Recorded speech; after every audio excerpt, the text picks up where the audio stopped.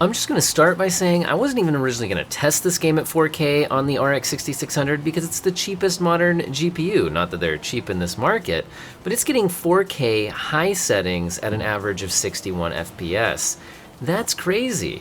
Now, if we try turning it up to 4K Ultra, we definitely drop below 60, but we're also well above 30, so if people on a variable refresh rate monitor who are looking for maxed out visuals, I mean, this can actually do a surprisingly good job here, averaging at 44 frames per second. Now, cranking it to 4K medium to get some better frame rates, and you can actually not only get playable 4K 60, but your minimums are at 60, and you're averaging well above that. Turning it all the way down to low, you can actually have a very high refresh rate 4K experience, although I don't think that makes sense. I think the 4K high makes a lot more sense here.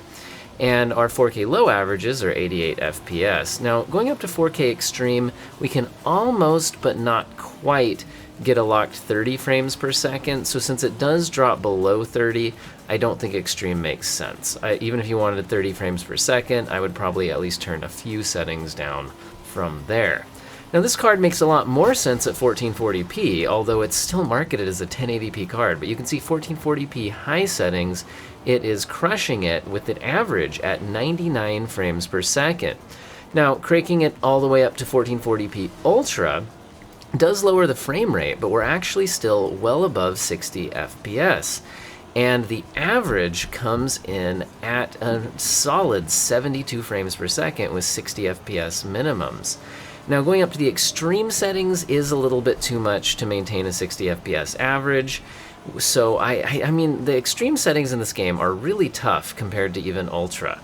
So this one only coming in at 44 FPS, I probably wouldn't do that myself, but I know some people are okay cranking the settings and going below 60. Now, medium settings, if you want a really high refresh rate, this can absolutely get you some solid performance, although I'm not sure it's worth it going there from high, because high isn't that much worse. We do get 108 FPS average here at 1440p medium, and dropping all the way down to low, which I wouldn't actually do, I do know some people who, they just want the frame rates, right? So if you want the frame rate, 1440p low can grab you 136 FPS average. Now let's go down to 1080p, which is actually where this graphics card is marketed.